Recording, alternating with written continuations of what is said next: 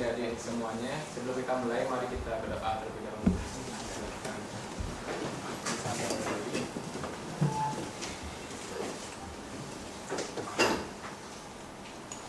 Oke, sebelum kita mulai, mari kita berdoa beragama dan keyakinan masing-masing. Berdoa dimulai.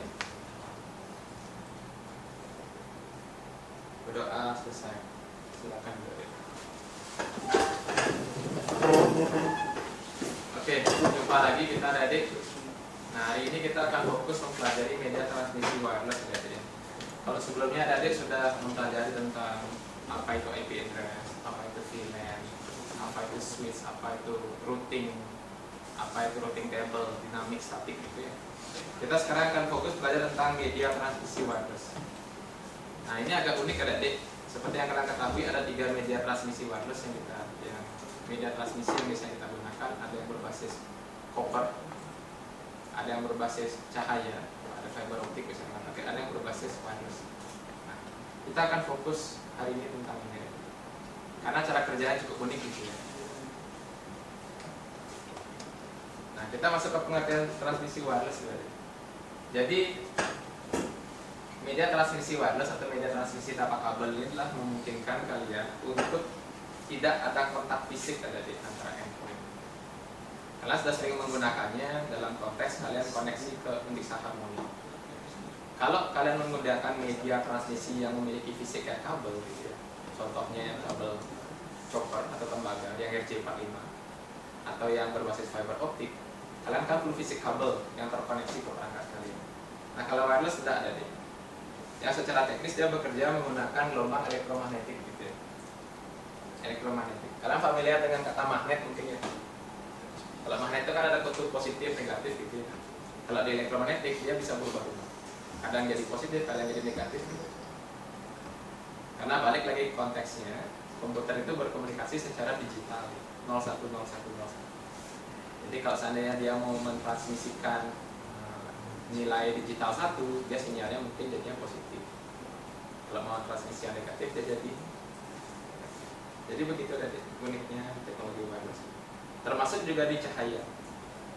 Kalau di cahaya, contohnya infrared itu kan tidak pakai media ya. Kayak remote TV, remote AC itu kan nggak ada fisik yang terhubung dia. Tinggal satu tekan tombol, dia kedip-kedip lampunya. Diterima. Ini kan wireless gitu. Tapi ada juga wireless yang dipakai fisik kayak fiber optik gitu ya. Nah, itu uniknya dari media transmisi wireless itu. Nah, info penting yang perlu kalian pahami sebelum nanti menggunakan media transmisi wireless ada.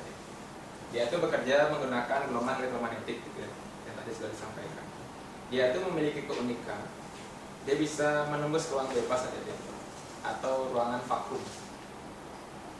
Kalau menggunakan media transmisi yang kabel, baik itu fiber optik ataupun RJ45 ataupun kabel UTP, ini agak susah. Contoh komunikasi ruang vakum itu kayak satelit gitu. Kan nggak mungkin kita tarik kabel ke satelit yang ada di atas bumi gitu. Gimana aja kita? Kita masih pakai wireless. Dia punya keunikan seperti itu. Dia bisa tembus gitu. Dia pun ruangan itu tidak ada udaranya gitu ya. Dia bisa lewat gitu. Keren gitu. Nah, perangkat wireless yang biasanya pakai ini ya tentunya kalian sudah sering pakai ponsel, laptop, remote control, router wifi, salah satu bentuk transmisi. Nah, kelebihannya jadi kenapa ini sering dipakai itu karena ada di proses kemudahan instalasi sama fleksibilitas. Kalian bisa bayangkan kalau semua komputer di lab ini perlu koneksi internet, terus kalian pilih wireless ya, sebagai media yang menghubungkan dia, berarti ada dia tinggal pasang access point-nya. Setelah itu tinggal koneksi saja gitu ya, komputer-komputer, pilih access ID-nya, masukin password-nya, udah connect. Simple, instalasinya gampang. Coba sekarang bandingkan dengan media transmisi yang kabel. Contohnya mungkin yang kabel UTP jaringan. Harus beli switch. Kalau komputernya ada 30, berarti saya harus beli switch yang 32 port. Setelah itu kalian narik kabel dari switch tersebut ke staf komputernya gitu, kayak komputer kalian sekarang pakai. Belum lagi ngerapiinnya, belum lagi nanti crimpingnya. Wah, kompleksitasnya cukup tinggi. Belum lagi fiber optik gitu ya, sama perilakunya seperti kabel itu, bahkan lebih kompleks untuk prosesnya. Nah, jadi ini kelebihan utamanya dari kalau pakai wireless itu instalasinya gampang. Cuma pasang, sejauh mana dia bisa mengcover, kalian bisa pasang komputernya di mana. Tapi bukan berarti nggak ada kekurangannya dari. Nah, kekurangan paling utama itu di wireless dia gampang terkena interferensi atau gangguan. Kalau saya analogikan wireless itu seperti suara gitu ya, kayak suara saya ngomong. Pada saat saya ngomong atau berbicara, suaranya ini kan berkejar ke segala arah ya, 360 lah. Di belakang saya juga dengar kan. Wireless juga sama teknisnya. Pada saat dia menyebarkan sinyal, dia menyebar ke seluruh arah. Dan kalau ada orang di sebelah saya juga ngomong, maka klien saya juga akan terganggu oleh suara itu.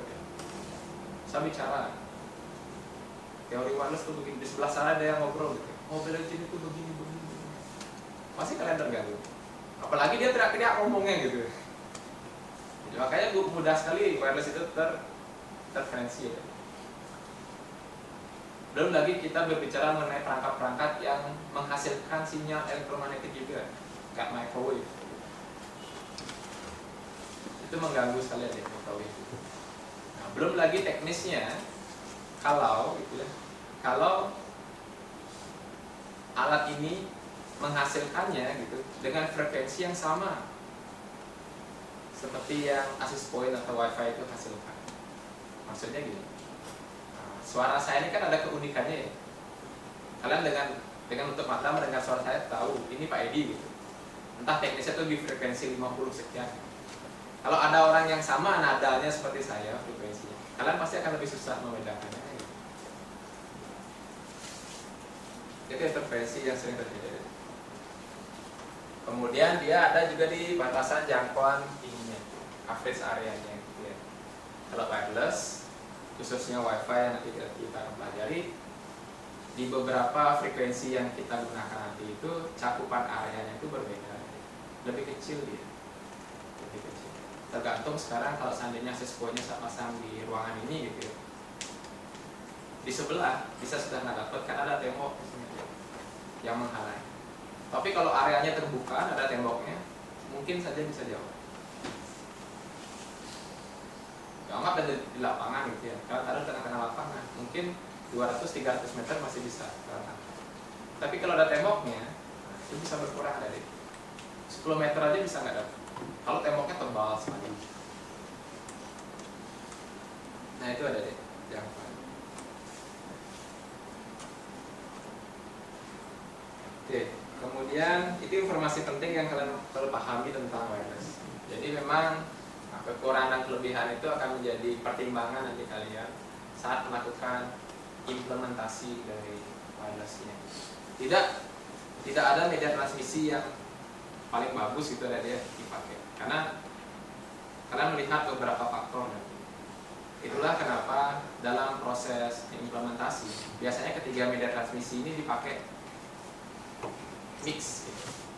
Digabung ya. Nggak bisa semuanya full wireless gitu ya. Nggak bisa semuanya full kabel, nggak bisa semuanya full fiber optik ya. Nggak bisa. Banyak sekali ininya pertimbangannya, mulai dari harga, mulai dari siapa penggunanya gitu ya. Contoh, anggap kalian dapat proyek nanti di hotel. Idealnya dari internet ke perangkat router itu biasanya pakai fiber optik. Kenapa? Karena dari penyedia jasa internet ke hotel jaraknya lebih dari 100 meter. Nah, kabel UTP, kabel yang biru-biru, kabel jaringan itu, dia hanya bisa 100 meter aja maksimal. Lebih dari itu udah nggak bisa dia, kayak terputus gitu sinyalnya. Jadi otomatis kalian pakai fiber optik. Karena fiber optik ini bisa ratusan kilometer aja dia. Dari Australia ke Indonesia bisa gitu. Itu saking jauhnya fiber optik itu. Jadi pilihannya dipakai dari sumber ISP ke hotel itu biasanya pakai fiber optik. Nah, di dalamnya itu dari router menuju switch biasanya Kalau dia ada budget yang agak tinggi, dia akan pakai fiber optik. Kalau seandainya jaraknya juga tidak terlalu jauh, kurang dari 100 meter, dia akan menggunakan kabel UTP. Nah, ke kliennya itu milik lagi dari. Kalau kliennya keputaran diam seperti ini, dia akan pakai kabel yang UTP. Tapi kalau kliennya itu bergerak, mobilitasnya tinggi gitu ya, contohnya macam tamu, kalian tamu hotel gitu ya, kan tidak mungkin dikasih kabel gitu ya. Pak, saya mau internet dong. Oh ya, ini kabelnya loh. Kan tidak mungkin. Pasti kalian akan lebih prefer dengan koneksi. Makanya dalam sebuah proses instalasi nanti ketiga media ini pasti dipakai. Kapan dipakainya, seperti apa tepatnya penggunaannya tergantung analisisnya. Itu siapa penggunanya, seperti apa penggunanya. Tapi boleh-boleh saja kan Pak, kalau komputernya yang diem ini dikasih wireless gitu, boleh-boleh saja. Tapi nanti adik-adik akan ketemu masalah di teknologi ini yang berkaitan dengan kecepatan. Nanti saya jelaskan. Nah itu adik-adik, kenapa kalian nanti perlu bijak memilih media transmisi apa yang kita gunakan. Nah di wireless adik-adik, karena saking banyaknya vendor gitu ya, yang seperti adik-adik tahu, ada yang Cisco, ada Aruba, Beeling dan sebagainya. Dulu tuh mereka mengembangkan istilahnya teknologi wireless yang proprietary, atau hanya mereka yang bisa terkoneksi gitu. Macam bahasa loh. Mereka mengembangkan bahasa Spanyol yang orang Spanyol tidak ngerti dan lain sebagainya. Sama kayak mouse Logitech ini pakai wireless juga koneksinya. Tapi antara dia dengan receiver hanya Logitech yang bisa komunikasi. Brand lain tidak bisa. Itu karena teknologi wireless yang dia pakai itu proprietary istilahnya, atau private, atau bahasanya saya tidak mengerti bahasa yang dia pakai. Hanya sesama brand. Karena beda-bedanya ini dari sama seperti di OC gitu ya, PCI gitu ya. Dibuat kelas standar dari. Nama organisasinya adalah IEEE. Gitu ya. Jadi organisasi IEEE ini mencoba membuat semacam standar. Wahai kalian para vendor gitu, kalau kalian nanti mau akur, jadi kalau nanti akses punya Cisco, kliennya nanti Broadcom, akses punya Cisco, kliennya nanti Atheros gitu, biar bisa saling ngobrol, tolong ikuti standar ini. Jadi IEEE ini sebuah organisasi yang membuat standar itu. Produknya namanya adalah 802. IEEE 802 nama standar. Di dalam produk ini ada sub-sub produk lagi. Kalian nanti perhatikan. Wi-Fi yang akan kita pelajari kali ini atau wireless LAN itu ada di kode 802.11. Ada di sana. Yang lainnya ada banyak lagi dan ya. Di sini ada 802.15 wireless personal area network ini contoh produknya adalah Bluetooth ya. Bluetooth. Kalau Huawei dia bikin namanya Neuralink sendiri. Hanya Huawei yang dipakai. Ini ada broadband wireless network, area network dan lain sebagainya. Fiber optik ada di 802. Nah, kita akan fokus belajar 802.11 ya. Hari ini. Jadi adik-adik nanti jangan terkejut pada saat kalian membeli sebuah wifi, kok di belakangnya ada kode 802.11. Itu bukan nomor togel adik-adik ya. Tapi itu adalah sebuah pertanda bahwa akses poin kalian itu mendukung standar 802.11. Artinya kalau perangkat lain juga menggunakan 802.11, dia bisa connect. Dia bisa terkoneksi ya. Itu. Nah, kalau ada lihat di perangkat kalian contohnya ya, di laptop saya akan coba saya perlihatkan. Laptop saya sekarang bekerja pakai apa? Kita bisa cek sebenarnya di wifi komputernya. Mungkin saya saja.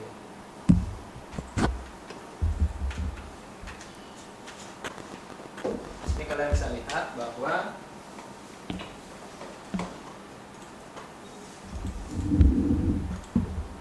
saat ini ya, saya itu connect ke Unixa Harmony.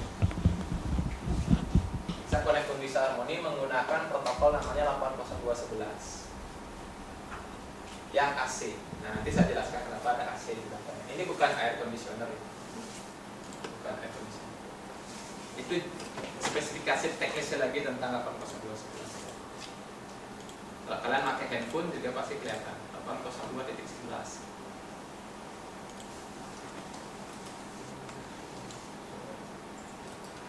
Nah,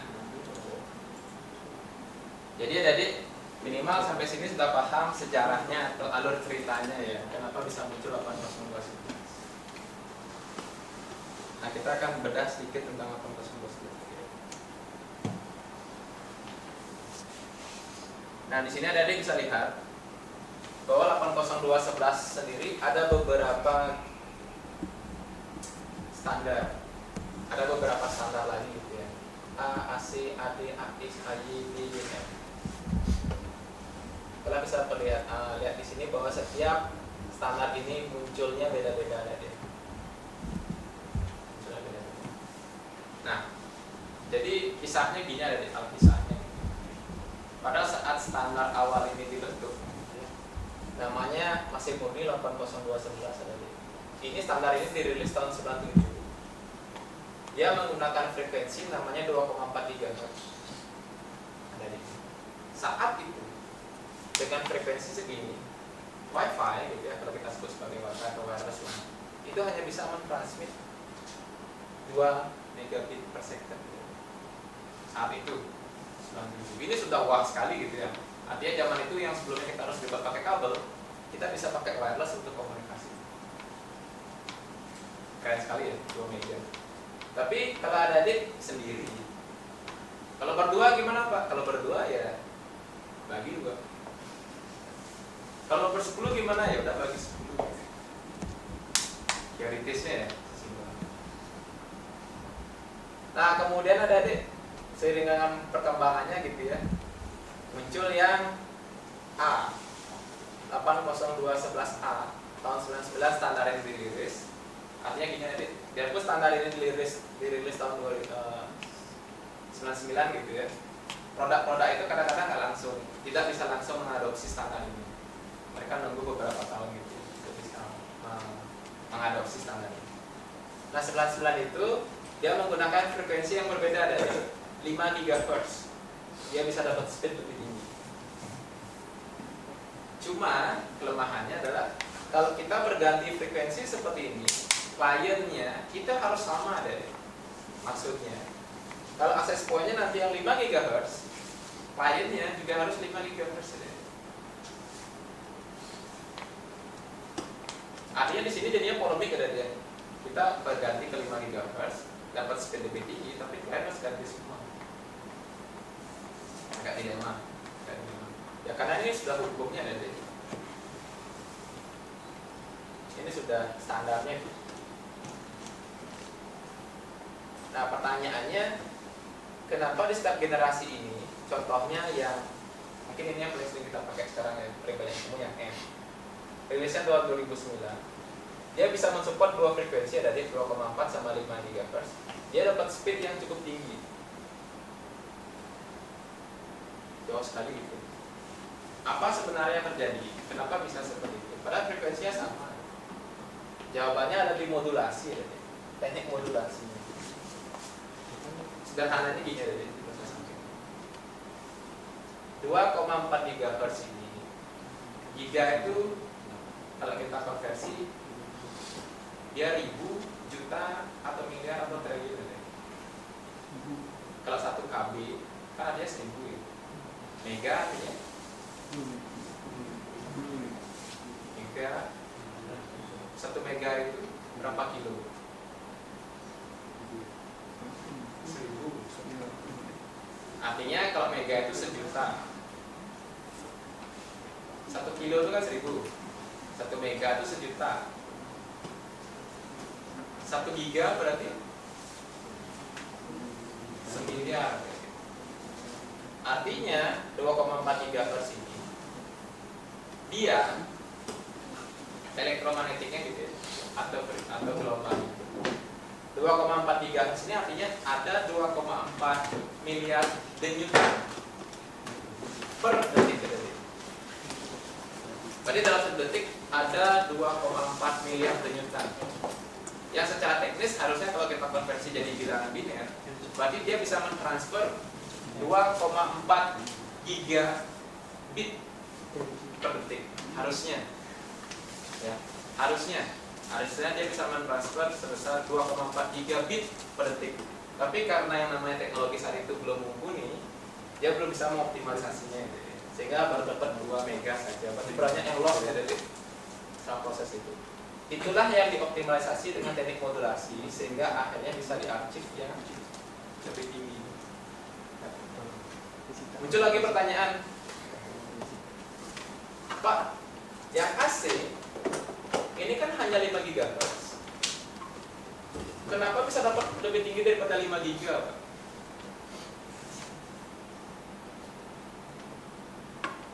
Kan aneh rasanya. Jalannya sendiri hanya bisa 5 GB, tapi kok dia bisa menghasilkan 6 GB?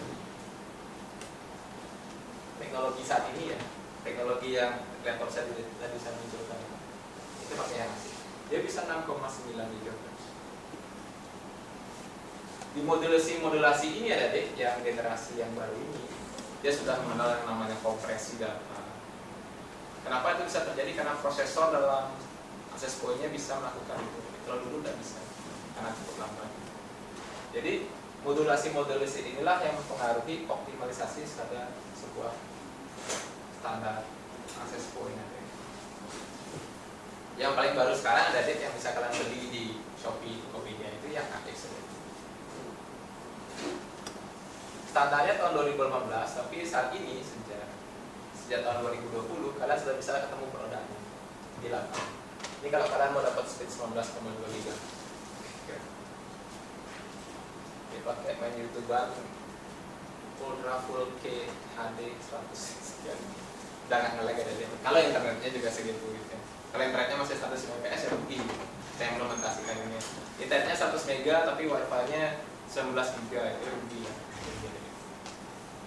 Ya, tapi kalau kalian hitung ini untuk 1000 user gitu ya.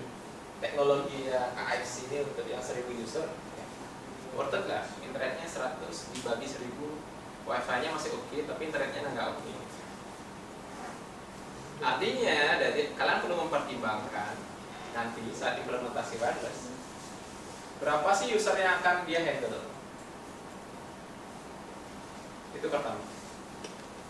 Contoh yang 600 ini, yang N. Kalau kliennya nanti ada 100, berarti per klien akan dapat 6 mega.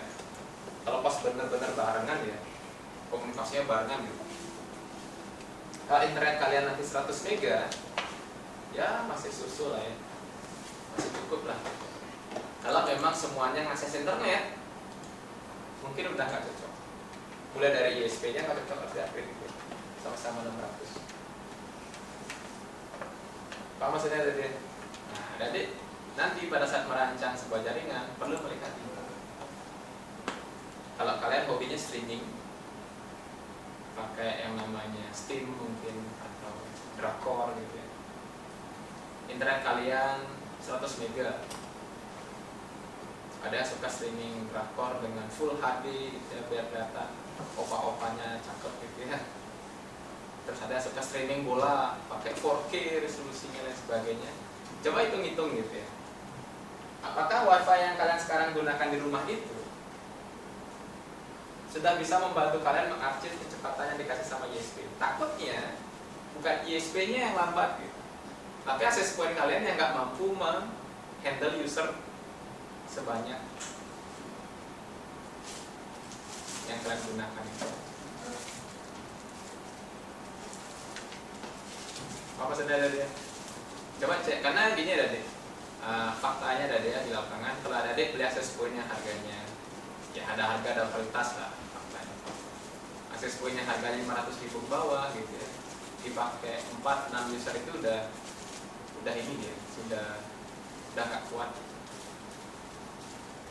Beda dengan access point-nya harganya 5 juta.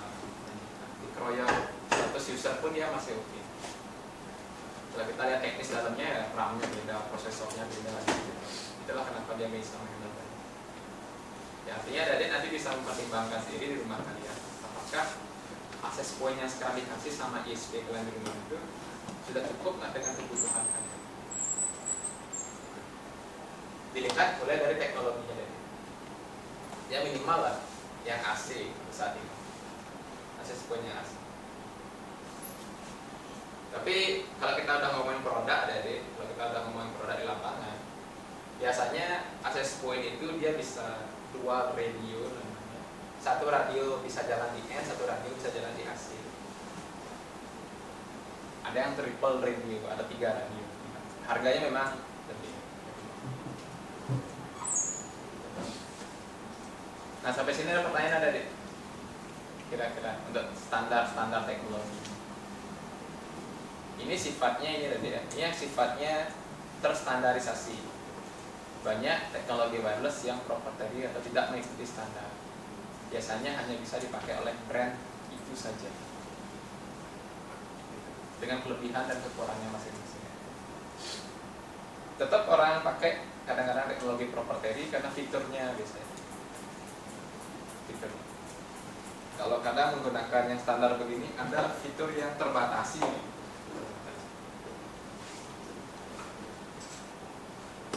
Nah itu, di teknologi standar ini. Nah, kemudian kalau kita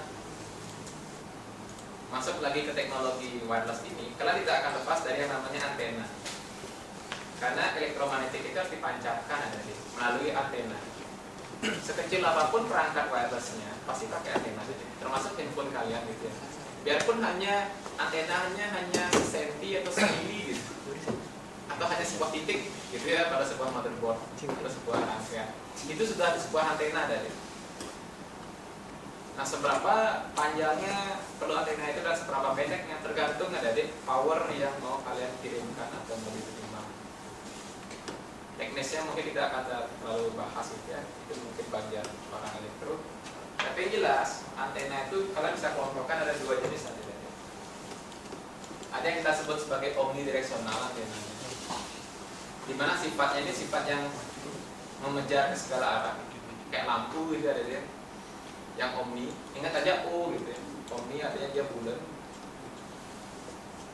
Kalau pakai antena yang omni, ini nyebarnya ke segala arah ya. Kalau antena yang satunya yang direksional atau sektoral bahasa lainnya, itu dia fokus ada di macam sebuah lampu yang diberikan tabung kaca sehingga dia nyorot ke tempat gitu. Sama kayak proyektor ini. Ini kan dalamnya lampu, difokusin dengan teknik pantulan sehingga dia nembaknya hanya ke sini. Lampu senter juga sama, dikasih tabung kaca sehingga dia hanya nyorot ke satu tempat gitu ya. Nah, sinyal elektromagnetik atau sinyal wireless itu bisa juga dilakukan atau bisa diperlakukan seperti itu ya, difokuskan menggunakan tipe-tipe antena direksional atau antena sektoral. Tergantung ada di mau sebesar apa gitu ya penyorotannya. Itu. Jadi ada 2 tipe antena yang perlu ada dipahami nanti di lapangan.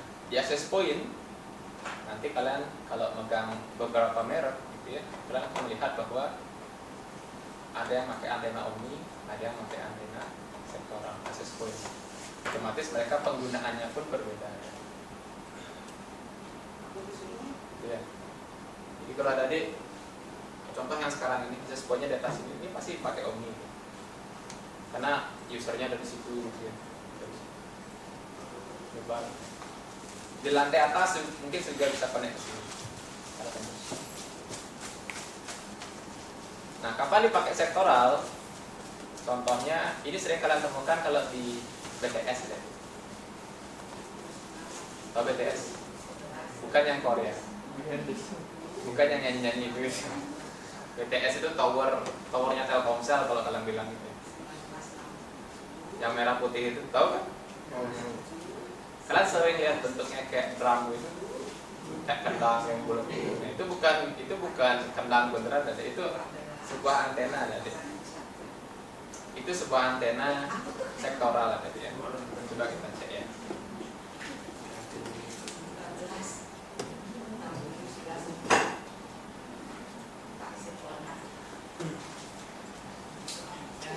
LS Power.